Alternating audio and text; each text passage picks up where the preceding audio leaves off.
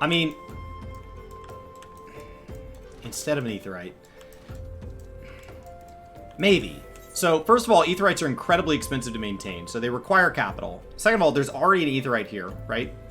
So, and like, yeah, it does serve to, like, stick one to the Scions. But, like, there's a castrum right here. There's a second castrum right here. Right? So, you have a ton of Imperial control. So, like, let's go take a look. So, we're right here. If we... God, I wish I could zoom in. So, we're right here. I wish I had one of my up-to-date... Let me pop over and see if I have a screenshot of when I've worked on my map last. I don't have any of my maps on this computer. Oh, no! I don't have it up to date. Yeah, this is the best one I have. Okay. Yeah, I don't have any of my drawn ones up to date. Okay. So this is how this falls, as best I can tell. So Cape Westwind lies here right at the bottom of this delta, and Cape Marineum is right here. Right? So we've got Firebrand. The mist is shooting out. This is Hellbreaker Isle. This is Loxley, Turtleback Island. So the Ciudad this is used by Grand Companies. This is our dungeon. And this is a big rocky hill. But that means that the Imperium is using this. And Limsa, which lives right here, is coming down and around to sail. So when you think about Aetherites, because they're incredibly expensive to maintain and use, like, I understand he's seen as a dick for being a businessman, but I don't know that he's, like, it can be both things. He can be a dick and be right. So when you look at Aetherites, we have an Aetherite here. We have a castrum at the top of the river, a castrum at the bottom of the river. So this is Imperial territory. Keep in mind, we move up into, like, Querthos above. Aetherite. So this area is covered. Why do we need another one here? So, like, yeah, he can say he did it to put pressure, but I think his accountants, like his business team that backs him up, would have said, like, yeah, it also just doesn't make sense. Like, why would there be an Aetherite here? Likely what you would do is you would move the Aetherite from Horizon to here, because we have docks here and here, so you would want it on one of these docks. But you've got 3 docks along the coastline. So you would pick one of these, and much like the way, like, when a highway or a railroad at the various times throughout history has gone through a city, when there's 2 cities of equal size and one gets picked for the railroad or the highway, the other one just dies, because that one becomes the point of commerce. So likely it would have made one of these larger. From a land area standpoint, you wouldn't want the one right up against the Imperium. That doesn't make any sense.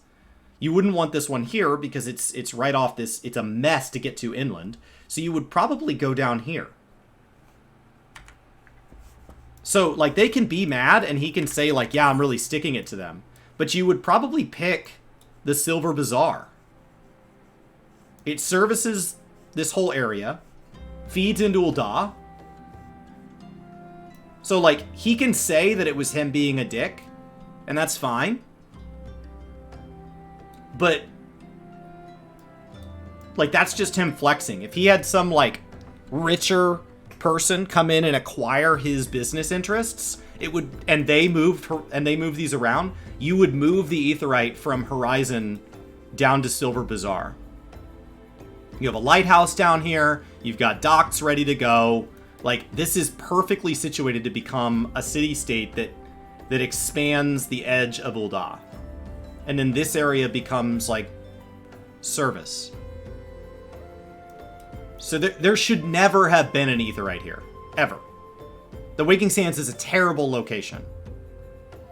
It doesn't make any sense. It's sandwiched between Crescent Cove, which is hard to get to. It's dangerous to move along here.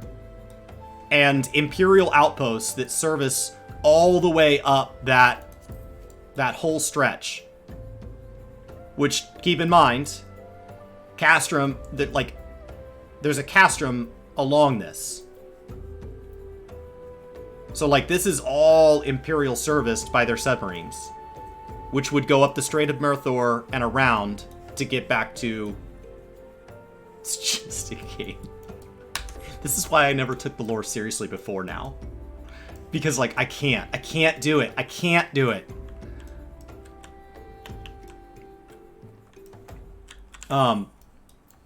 The Silver Bazaar is way better positioned. The fact that it has a lighthouse and docks and not an Aetheryte is weird. So if you're saying, like, canonically, maybe it used to have an Aetheryte or it used to be bigger, that makes 100% sense. Maybe it got damaged in the Calamity. Yeah. This stuff's all translatable, by the way. So, like, people can go look this up. Because you learn what the script is. So, like, so this says the West Hammer. So you know that those are M's, that's a W, so that's your T. So you learn what this looks like. That says Hammerlay. So, like, there's people who have taken the map and they've gone in and translated all this script because we have so much of it documented. You know, that's an uppercase C. And so you can go letter by letter and swap these and learn what some of the ones that aren't as well phrased mean. Most of the time they just literally say what the text next to them says. But if there's ever one that's not super clear or shows up on a map that's not meant to be labeled, that's why. All right.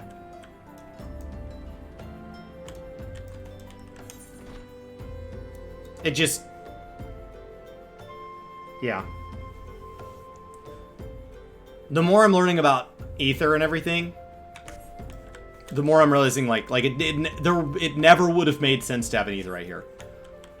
So it's great that Lalaurie got to use it as, like, an insult, but it's literally like my wife and I having plans on an upcoming Friday, and then you invite me over for that Friday, and I stick it to you by telling you, like, well, we were gonna come, but because you invited so-and-so, we're not going to. That's not the real reason. Like, I'm just doing it to be a dick. We already had plans. It wouldn't matter. You could disinvite that person and it wouldn't change it. I'm just making you feel bad. So, making the Scions feel like I have leverage over you. If they had agreed to work for him, he would have just kicked out the goalposts and been like, oh, well, as part of working for me, why don't you move into Ul'dah? And there would have been some other reason. So him spreading the word that, like, that's the reason, it doesn't really make sense. Because that would imply that he's willing to place an Aetheryte that it doesn't make sense. You would never place an Aetheryte that close to Imperial control if we're really that at odds with them, if it's really that, like, Cold War intense. It's weird. It's a weird location. There's also nothing of value here. So, like, when you go look at all the other Aetherytes, right? Like, there's natural resources near them, or they service like a city that has, like, a reason for being there. Because you'll notice Aetherytes are also sanctuaries. So, like, it's not just that it's an important city. Like, Camp Tranquil has one because it's around all of this. But sometimes there's cities that don't. Like, the Druthers has huge significance, you know, to the adders and stuff in the area. They all use it. It's an outpost. You have an outpost up here. Like, Puscaron's hugely influential in the area, knows all sorts of things about people, doesn't have an Aetheryte.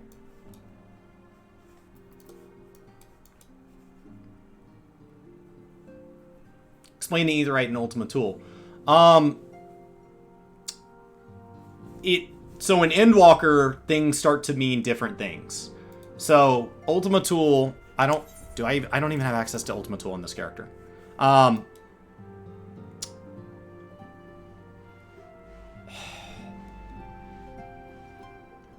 think it's likely more explained by the story of how we established the zone. Also by the fact that we didn't lose anybody when we thought we were going to, kind of makes the zone a lot more fated and destiny based. It's put together. It looks to be a amalgamation of things that Medion held on to.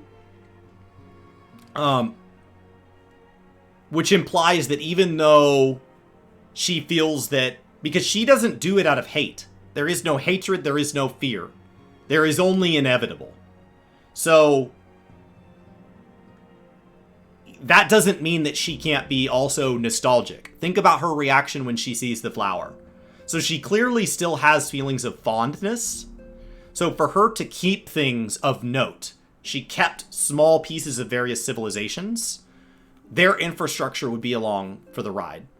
And if she is crafting those in her vision of the world, because clearly she's seeing things through her eyes, it kind of becomes clear that these are almost like mirages, not necessarily the actual ghosts of those civilizations, then she would naturally fill things out with her take on the world. And so if Elpis was Aetheryte based, she would naturally have impressed upon that for it to be Aetheryte based. Because we're kind of in Medion's mind, being shaped and being made habitable by the Scions. So it's going to be some combination of the Scions and of Medion's impression of that. And so you would naturally have familiar things. Things would all be in languages we could read. They would all speak languages we can understand. They would have Aetherites. They would be of a scale that's appropriate. When you think about the size of dragons, it would not be shocking to find out they come from a place of grander scale. And yet, all the paths and everything like that are scaled more to us. Because that's appropriate, right? That's the scale in which Medion and the Scions that are helping shape the zone as we move through it are. So that would be kind of my first guess, just kind of off the cuff based on that question. That's what I would justify why there are Aetherites there.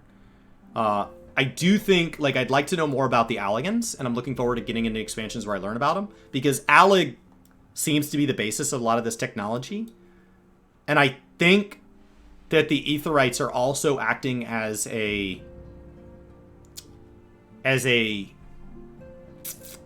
telecommunications network of sorts, which means that their locations relative to each other are forming a network, like a grid. These distances aren't right. They just place these wherever the hell they want. That's why, like, I've been trying to place them. Like, how close are they actually to each other? Like, look at this distance. Like, that's crazy. Like, so when you leave here, you're just like, that's nuts. And so it becomes really messy. This gap is minor, but, like, that gap is bigger. Some of them have direct overlap. What is this map? I'm making this. So I have been making a proper map. So this map here is wrong. It's patently wrong. So Isle of Umbra is missing. The Mist is missing. This shape here is not the shape Limsa fits in. This is not the right shape for the bottom of Thanalan because the Sagali Desert would fit right there. This is not of the right scale for Ul'dah to actually be placed there. It should be placed, I think it's a little further north. The Gridania is about right, but Ishgard is likely about right. But, like, that's Pagalthan right there. So, like, how do we get from Ul'dah to Pagalthan? So, I've been going through and looking at this, and, like, Vilebrand is just wildly wrong. It's wildly wrong. Like, look at the shapes of these zones and tell me what that nubbin on the back is. There's no nubbin. It doesn't do that. Meanwhile, you have God's Grip down here, right? Separated by a bridge, and we back out. Where is that? It doesn't exist. So, like, this map is wrong. And so I have been drawing a correct map. Let me zoom back up and find it. I don't have one of my current ones.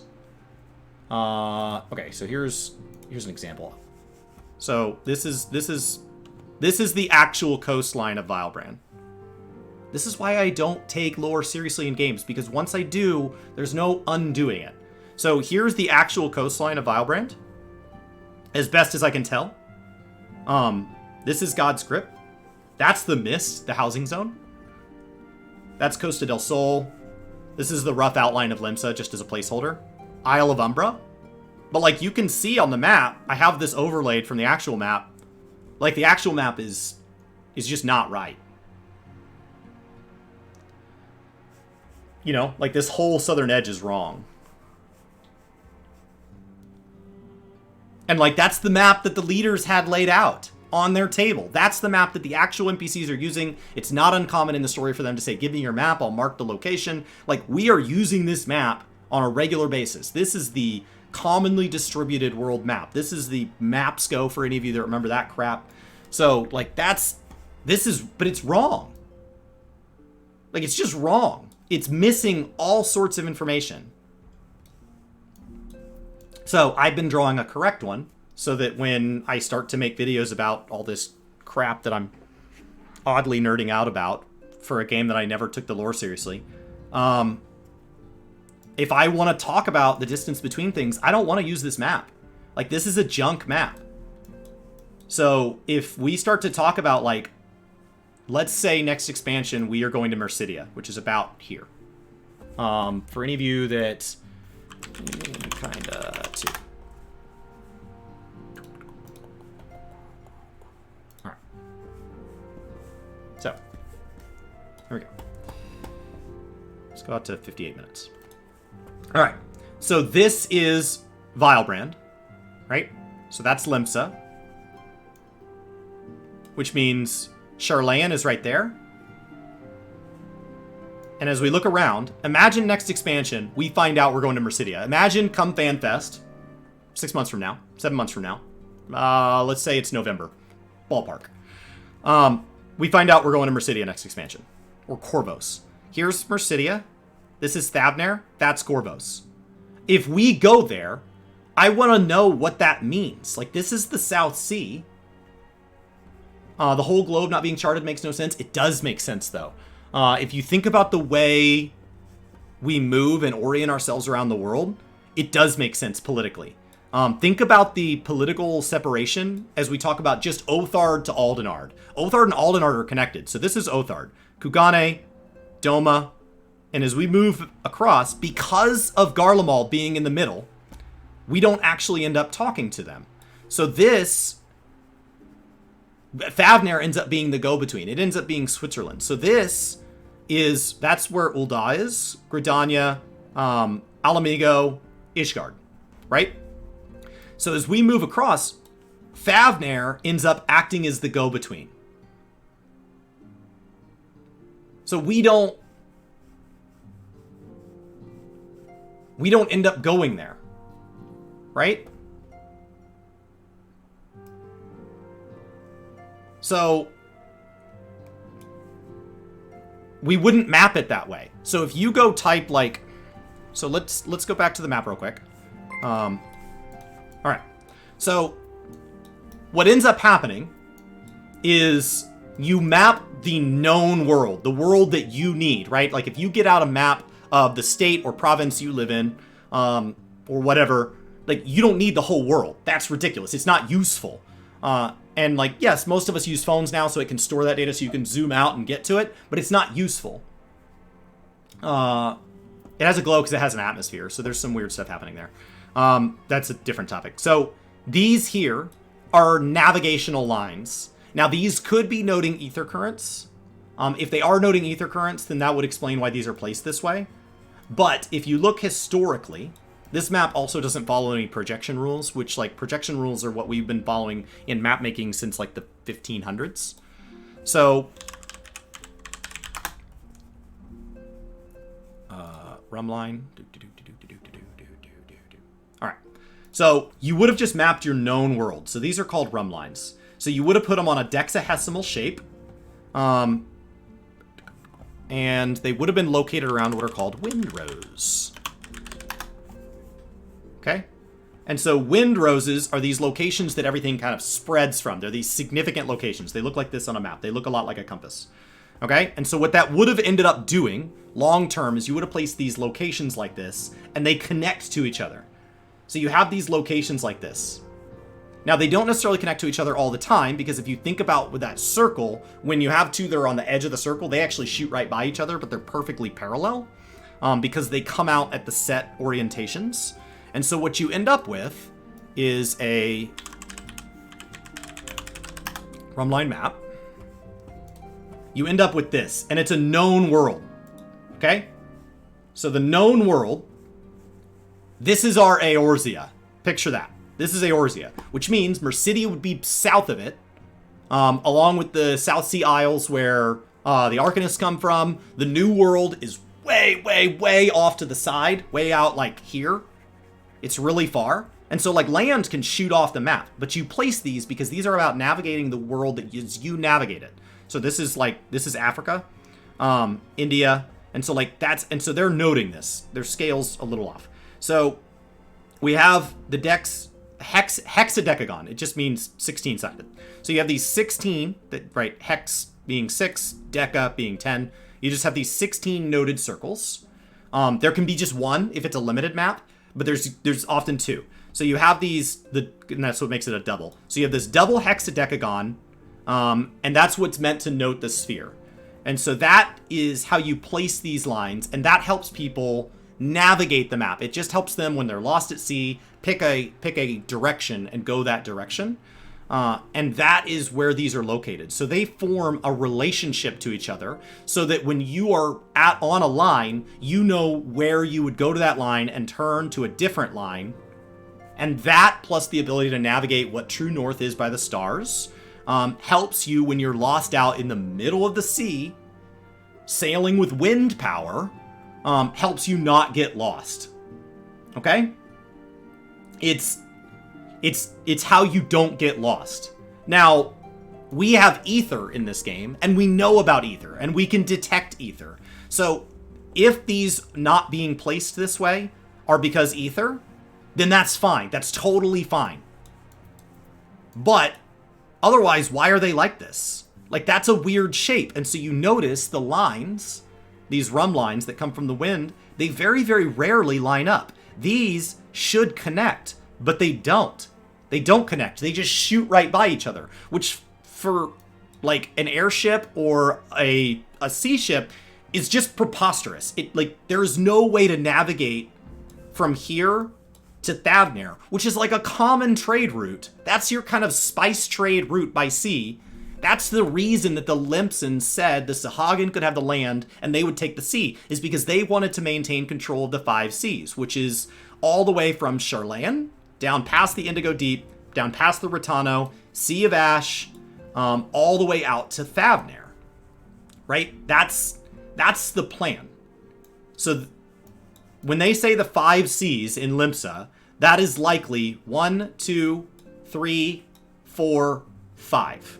That's the 5 seas they're talking about. They don't sail over here. They don't come out here.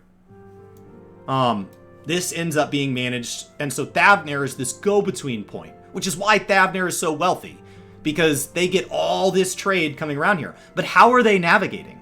They do not use these rum lines unless they have the ability to detect ether, which means likely that they are having an ether detection type thing. So whether it is these lines or these lines are just drawn by some artist that got it wrong, and yet that's the widely distributed map, so it's never been corrected for hundreds of years, then you end up with likely some sort of Aetheryte positional system, some GPS style system powered by Aetherytes. Which means as much as Lolarito may have said, well, I didn't want to put it there. If this really is a telecommunications network that helps us bypass the inaccuracies within our map, which is why today we can deal with more artistically drawn maps or maps that are meant to show something else. So there are different types of projections.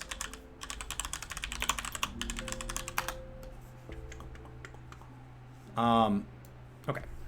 And so a projection is just how we draw a sphere, a circle, like a 3D circle on a flat piece of paper, because you can't do it. You can't take an inflatable ball, poke a hole in it, and try to spread it out on a piece of paper. It'll never happen. And so you have choices of how to draw that. And the reason today we can afford to start exploring other projection types is because we have GPS. Because the GPS means I'm never going to get lost. I'm always going to know how to get somewhere because I have a satellite grid telling me where the hell I am within a reasonable distance. And so we can afford to look at these. And these do all sorts of interesting things. They help us compare landmass size. They help us compare climate zones. They help us compare all sorts of interesting ways. Each of these does something really well, but does something else really poorly. Right? It does something else wrong. Prior to GPS, doing these outside of an academic exercise really didn't make sense. So what we used from basically the 1500s until GPS in the mid 1900s was a Mercator projection. A Mercator projection is the map that many of us know, right? And so named after Mercator. So this is the Mercator projection, right? And so what the Mercator projection does, besides show me ads, is it says, what if we just thought of the globe as like an orange, and you slice the orange horizontally into slices. At the top, the slices would be really small circles. As you moved closer to the center, the circles would get a lot bigger. And then as you worked your way back down, they would get smaller and smaller and smaller and smaller again, right? So you can picture slicing that orange at different points, and the slice size, because you're not slicing radially, would change as you got closer to the center, which we call the equator. That's this red line here. And so if we scale those, if you think of having a bunch of square-shaped pictures and you want to get them all to the same size, you grab them by the corner and you hold shift and you scale it, it gets bigger in both directions. So since we know the circumference, the circle that's being cut, is changing, we have to scale the horizontal as well. And so as we want these to be bigger, we have to stretch out those little circles at the top of the orange. So we have to stretch out the distance between them. And so these lines here are further apart than these lines down close to the equator, right? And what that means is this point here, Greenland, has been stretched out and Africa has been pushed in so that this all acts as the same scale. Now, what does the Mercator do well? First of all, the Mercator protects all north, south, east, and west. It protects all of the left, right, up, and down. So if you pair that with a rumline map that allows you to navigate when you're lost out here in the middle of freaking all nothing, then you know that all coastal shapes, the shape of Florida, the shape of Africa, are the right shape. They might not be the right scale, but they are the right shape. So if I'm sailing along here and I'm like, okay, well, I should see an island, and then I keep going, you'll see an island. It'll be right where you expect it to be. You know that the map is smaller than the real world, so in your head, you're scaling it up. And so the amount you scale it up will depend on how far north or south you are. You don't really care about the scale. I want to know how many of the next ridges. When you drive and you use Google Maps, that's a Mercator. I'm going to go up, and then I'm going to go through 3 intersections, and I'm going to take a 90-degree left turn. A 90-degree turn on a Mercator projection looks like 90 degrees. Oh, up ahead, it looks like there's a slight curve in the road to 45 degrees. A 45-degree turn on a Mercator projection looks like a 45-degree turn. Now, if you scale it out, Greenland is 14 times bigger than it should be. So Greenland versus Africa. This is what the Mercator projection is doing bad. Is it scales Greenland up to be the same size as Africa when it is 1/14 the size. It's wrong. It's just wrong. But it's the right shape, it's just the wrong size. It's the right location. We know it's on the north end. We know that, right? We know where it is. We know what shape it is. When we sail around it, we expect that point to be there. It doesn't change shape, but it changes size because of what's happening in the projection. So, the Mercator projection does a lot right. It's good for sailing. It's good for air travel. It's good for driving in cars. It's bad for gauging the actual size of locations. If you were trying to plan out how long it would take, and you took a ruler and you measured on a map and you said, okay, 1 inch. 1 inch for the scale of the map. I'm driving in a car. That'll take me about an hour. And then you come down here and you measure an inch and you go, okay, when we get to Africa, we're going to get a car. We're going to drive like an hour. No, you're not. You're going to cross like 4 countries. No, you're not. Because these distances got much, much larger down here on Africa. 14 times larger. So you're going to get screwed. So it's bad for distance. But they weren't being used for measuring distance. They were being used for navigating rough location, because when sailing, you get there when you get there. It doesn't matter. GPS is much, much better because GPS can handle the fact that it's a freaking sphere. So if we have this bad of a world, besides just being inaccurate, if it was just wrong, we've been using this map for what appears to be hundreds of years. If we've been using this map or some variation on it for hundreds of years, if it was just wrong, they would have conscripted somebody, especially post-Calamity, to draw this correctly. So this would have been corrected canonically. There's no way old Charlan is on the path to saving the world and is doing so with bad map data that they know is bad and they don't correct. They have unlimited resources. They're not tied up in conflict. They have gleaners going everywhere to take measurements. They would just fix the map. They would fix it. They would have to fix it. Which means the only other reason is, why would somebody want a bad map? Why would somebody actually like a bad map? Well, who else does this benefit? Well, when these were popular, 1500s, 1600s, 1700s, and they just kind of lasted till the 1900s because we had nothing better going on, what were countries doing? Countries were being imperial. They were making these empires. They were taking over parts of the world for their raw resources to benefit their native people at home. And so you had these people up here in this kind of stretched out zone, right? Britain, France, Spain, going out and taking over Africa, India, everything in Central America, these areas that are in the really squished down areas. So it is in their best interest that when you look at a map, Britain looks like it should own South Africa. They're about the same size. Maybe they are, maybe they aren't. It doesn't matter. It's not in their best interest to talk about how big something actually is or actually is not. Now, if we had countries up here, it would be even worse. It would be even further off. Russia looks enormous here. Russia is enormous. It spans 11 time zones. It is enormous. But it looks really big up here. China and the US are not that different in size. They're also kind of at that same point. So, like, when you think about it this way, it's possible that Garlemald and Charlan, the two people that are up here where the map should be the most stretched out, these are probably a lot smaller than they look.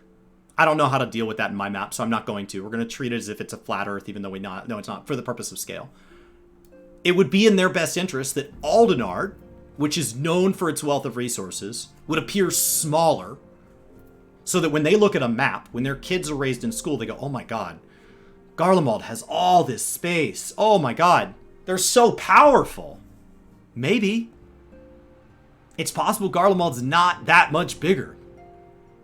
And when you remove these clouds from the map, which the widely distributing map having fog of war freaking drawn on it is insane, you would find out that a lot of this doesn't have that good of resources.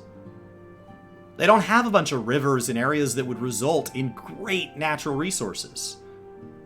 They're not nearly as scary if you remove fog of war and you scale the map correctly. And you start to realize that Lenosha has extra islands on it.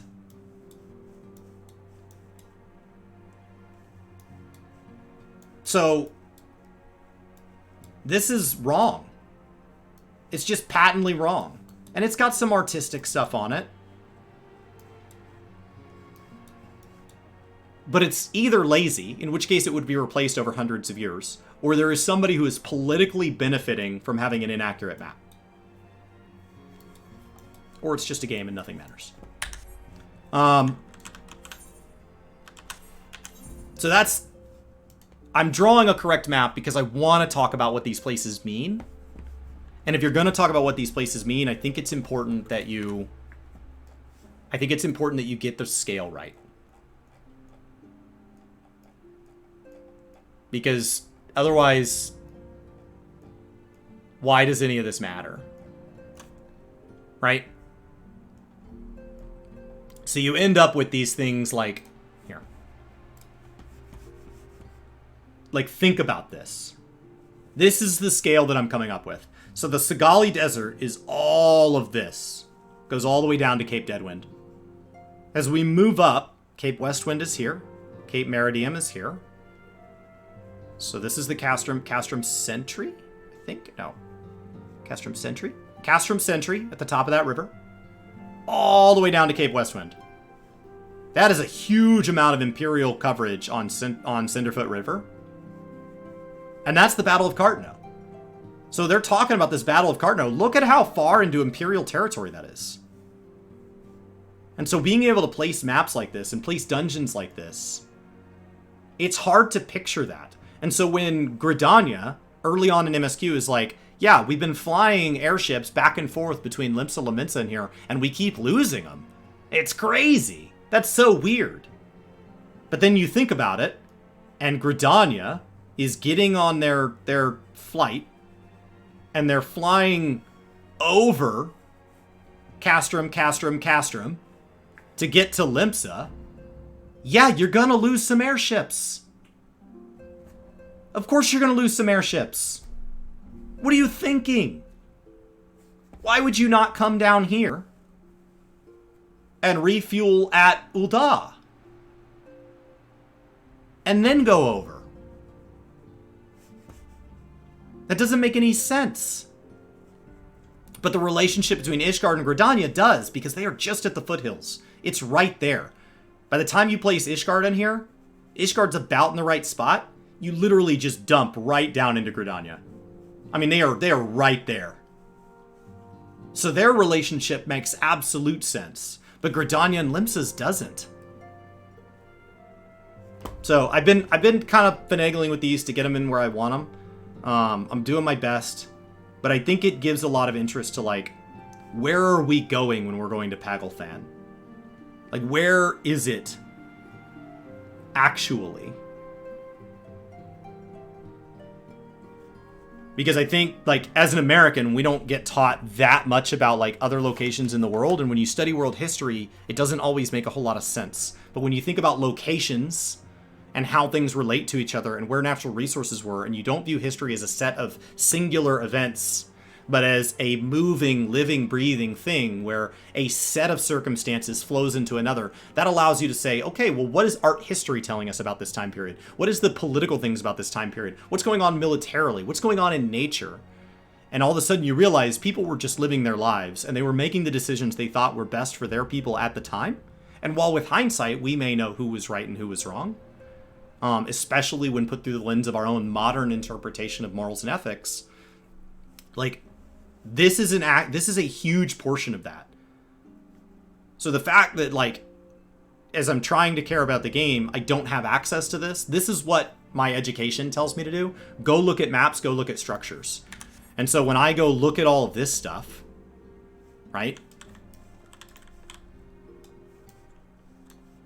Like, when I look at the actual architecture of this space, and I look at the map, and I go look at what is going on here, and I look at, like, the wealth of this area, and I go look at what it's bringing, and I look at the natural resources around it, I look at how they've chosen to fortify, there is no reason for an Aetherite to be here. None. There's no reason for an Aetherite to be here. So the Scions can say it's all about them. The Scions can say, well, we heard that Lalarit penalized an entire region because we wouldn't work for him. That, you know, oh, our little band of people, who in theory are operating partially in secret. Oh, well, this one person in Ul'dah and this one group here determined a network of transportation that services an entire region. It's nice to teach history that way in grade school because it lets you get to the next chapter of history very quickly, but that's not how anything is actually determined. There are multiple pressures because he can say, I did it to screw them, but at the same time, he can be doing a favor to somebody in Horizon. And those can both be identically true. Sometimes only one is true. Sometimes you're doing something to benefit somebody else and somebody else suffers as a result. But there are times that it's like, I don't like this person, I do like this person, and I can knock out two birds with one stone. There is no reason to get back to my original point for there to be an Aetherite in this zone. Now, for him to put a statue here, yeah, that could absolutely just be a dick move.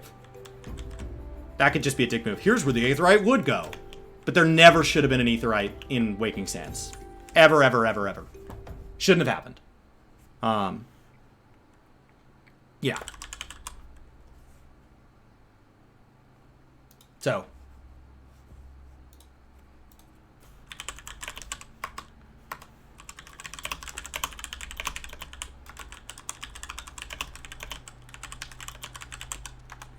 Why are there Aetherites in Duel? Alright. I'll look into that. See if I can come up with a better reason. So.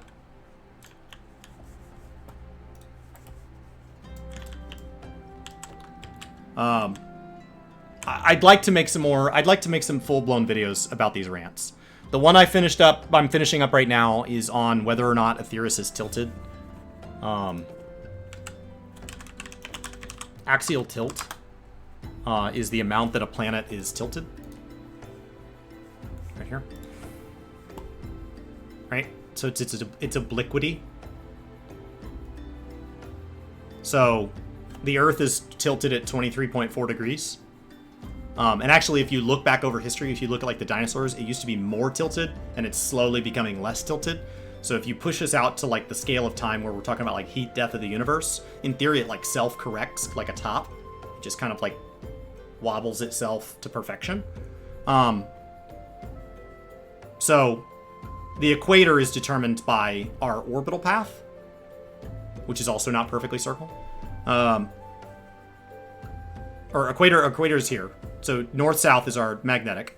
There it is. Orbital plane is determined by our orbit. And so that distance can be measured here or here.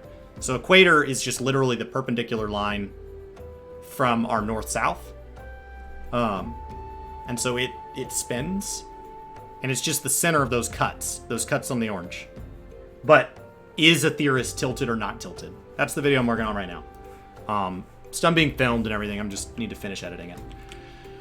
I've got the raw footage and stuff. I was showing it earlier this week on stream. So I've shown the raw footage a couple times. But